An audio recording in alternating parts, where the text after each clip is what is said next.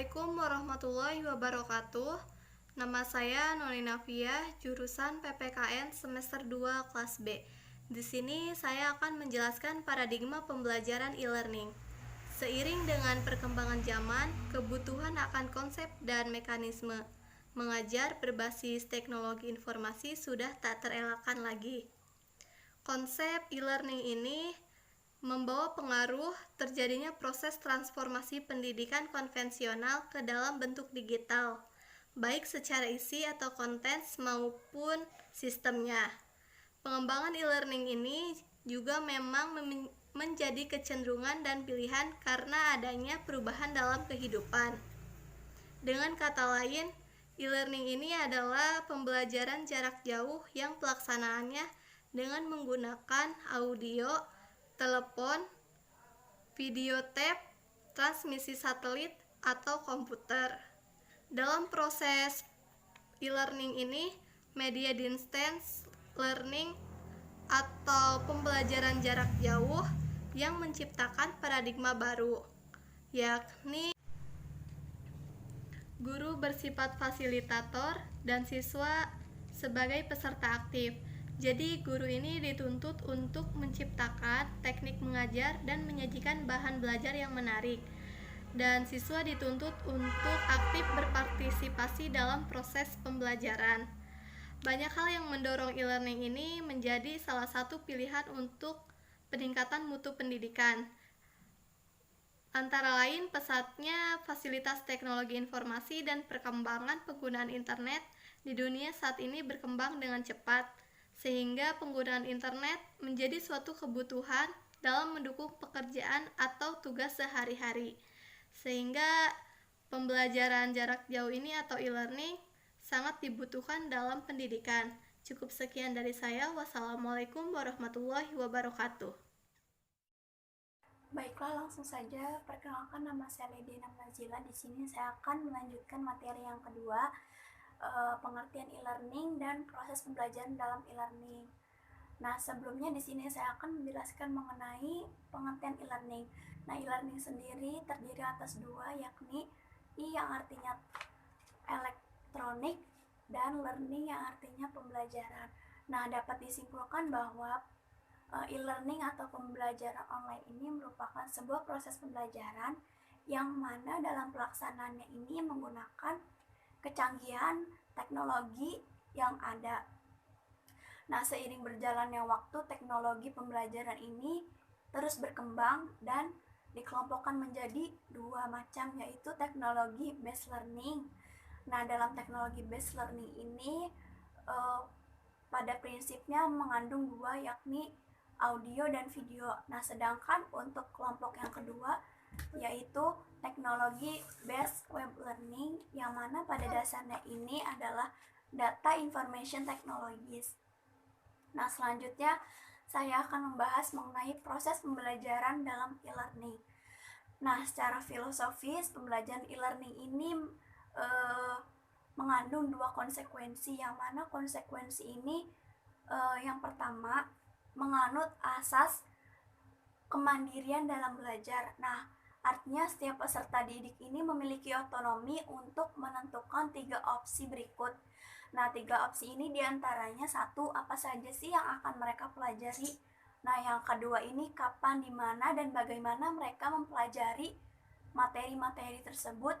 Nah, yang ketiga kapan dan di mana mereka akan membuktikan keberhasilan dari proses pembelajaran yang telah dilakukan.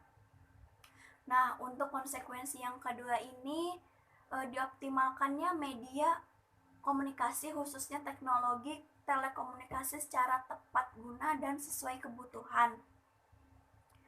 Nah, dalam hal ini berarti proses pembelajaran e-learning ini harus digunakan dengan baik dan tidak melenceng dari aturan yang telah ditentukan. Nah, media tersebut diantaranya misalkan media cetak, media audio, media audiovisual, media internet, dan media yang lainnya. Nah, cukup sekian dari saya. Terima kasih. Assalamualaikum warahmatullahi wabarakatuh. Nama saya Rupaidah Istiati dari kelompok 3 akan menjelaskan materi tentang karakteristik e-learning.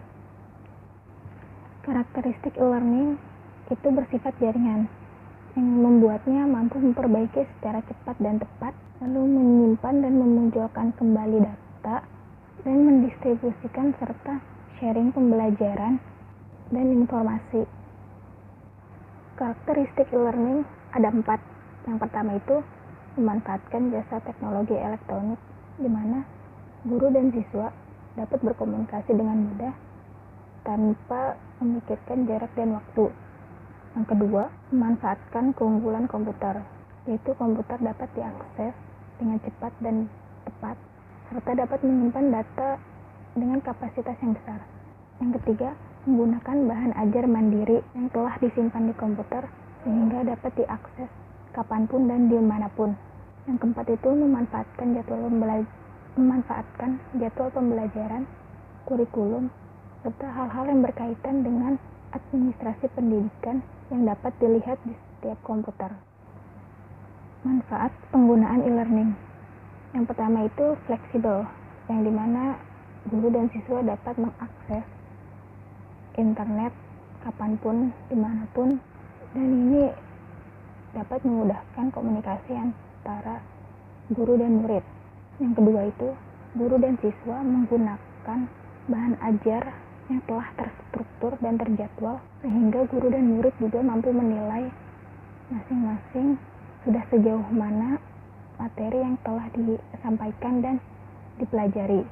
Yang ketiga, siswa dapat mereview atau mengulang materi yang telah disimpan di komputer, sehingga dapat diakses kapanpun dan dimanapun. Yang keempat itu, siswa dapat menambah dan mencari informasi di internet untuk menambah wawasan. Internet ini juga dapat dijadikan perpustakaan oleh siswa yang dapat diakses setiap saat. Yang kelima, guru dan siswa dapat melakukan diskusi dengan jumlah yang banyak sehingga dapat menambah wawasan yang luas untuk siswa. Lalu yang terakhir itu efisien, yang dimana dapat dilakukan oleh siapapun dengan latar belakang apapun, sehingga pembelajaran e-learning dapat dipelajari oleh siapapun tanpa terbatas tempat dan waktu. Sekian pemaparan materi dari saya, kurang lebihnya mohon maaf. Wassalamualaikum warahmatullahi wabarakatuh. Assalamualaikum warahmatullahi wabarakatuh. Perkenalkan, nama saya Putra Fediansyah. Jadi saya akan melanjutkan pembagian materi yang telah disampaikan teman saya sebelumnya, yaitu mengenai web learning. Pada materi kali ini, kelompok saya yaitu kelompok 3 mendapatkan materi mengenai paradigma pembelajaran e-learning. So, let's check this out.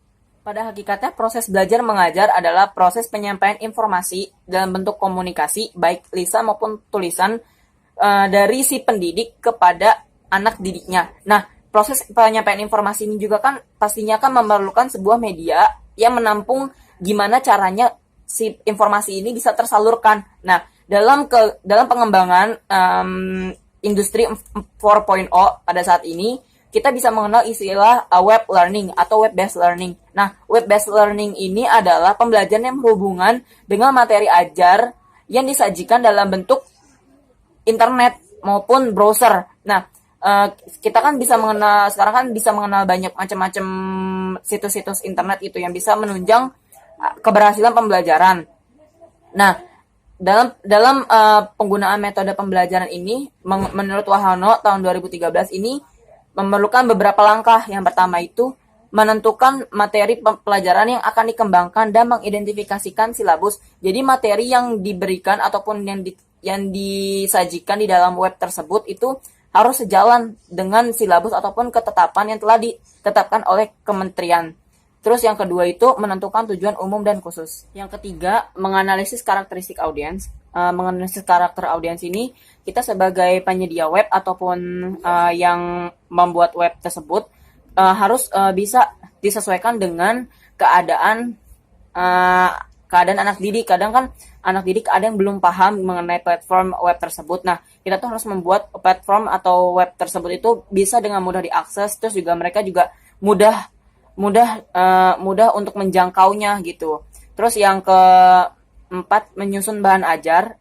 Yang kelima itu mendesain software WBL atau web based learning. Nah, dalam mendesain software ini kita juga harus mendesain ini secara semenarik mungkin dan sehingga dalam proses pembelajaran mereka tuh tidak bosan hanya terpaku terhadap tulisan aja, tapi bisa disediakan dalam bentuk video ataupun animasi yang dalam bentuk menarik gitu, sehingga mereka tuh nggak cepat bosan dan mudah dimengerti oleh anak didik. Terus ada tahapan-tahapan dalam perancangan dan dalam pembuatan web. Yang pertama itu menganalisis masalah dan kebutuhan. Ini tuh adalah hal yang penting dalam merancang sebuah web. Terus yang kedua itu desain dan perancangan. Desainnya harus dibuat dengan menarik dan bisa membantu dalam proses pembelajaran. Terus yang ketiga itu implementasi dan pengujian. Nah, dalam kalau misalnya proses pembuatan web ini sudah selesai, ini tuh harus diuji oleh kita sendiri. Ini tuh bisa efektif enggak, terus bisa diakses dengan mudah enggak oleh anak murid, sehingga mereka itu tidak ada lagi keluhan-keluhan seperti web down ataupun web tidak bisa diakses seperti itu. Sekian presentasi dari saya, kurang lebihnya mohon maaf. Assalamualaikum warahmatullahi wabarakatuh. Nama saya Dinda Putusundani dengan NIM 2286190039. Di sini saya akan menjelaskan tentang Web Centered Learning. Web Centered Learning dibagi menjadi dua, WC dan WCC. WC atau Web Course adalah penggunaan internet untuk keperluan pendidikan yang dimana mahasiswa dan dosennya terpisah dan tidak diperlukannya ada tatap muka. Yang kedua adalah WCC atau Web Centered Course adalah pengguna internet yang memadukan antara belajar jarak jauh dan belajar tatap muka atau konvensional. Karakteristik Web Centered Learning dibagi menjadi 5. Yang pertama, interaktivitas, yaitu tersedianya jalur komunikasi yang lebih banyak, baik itu secara langsung seperti chatting atau tidak langsung seperti forum. Yang kedua, adanya kemandirian, yaitu fleksibilitas dalam aspek penyediaan waktu, tempat, pengajar, dan bahan ajar. Yang ketiga, adanya aksesibilitas, yaitu sumber-sumber belajar menjadi lebih mudah diakses melalui pendistribusian di jaringan internet. Yang keempat, adanya ketetapan sumber untuk program belajar yang berhubungan selama garis tradisional sebagian besar melalui institusional pendukung lingkungan virtual. Yang kelima, adanya transformatif, tingkat praktik pembelajaran didukung oleh rencana pembelajaran sampai mendalam. Terima kasih. Assalamualaikum warahmatullahi wabarakatuh. Perkenalkan, nama saya Muhammad Ali Taufan. Di sini saya akan membahas tentang Web Exchange. Jadi Web Exchange adalah suatu metode pembelajaran online yang baik sebenarnya untuk digunakan, karena metode ini digunakan pada awal tatap muka atau awal perkuliahan. Nah, jadi di Web Exchange ini mengandalkan internet sebagai istilahnya pihak ketiga untuk menyalurkan interaksi antara pengajar dan peserta didik. Nah, dalam metode ini pun mempunyai banyak kelebihan atau manfaat yang sangat banyak, di mana metode ini juga mampu menambah atau dapat merangsang analisis kritis para peserta didik. Selain itu, peserta didik dapat mandiri dalam mengerjakan tugasnya. Selain dari mandiri, juga di sini tercipta interaksi dua arah antara peserta didik dan pengajar. Jadi dari proses inilah terciptanya nanti pemikiran kritis dari peserta didik itu. Lalu selain berpikir kritis, metode ini juga dapat dilakukan dengan seperti melakukan studi kasus, lalu melakukan presentasi dan simulasi atau lainnya. Jadi pada kesimpulannya, Web Exchange ini sangat baik untuk digunakan. Mungkin cukup sekian dari saya. Terima kasih. Assalamualaikum warahmatullahi wabarakatuh.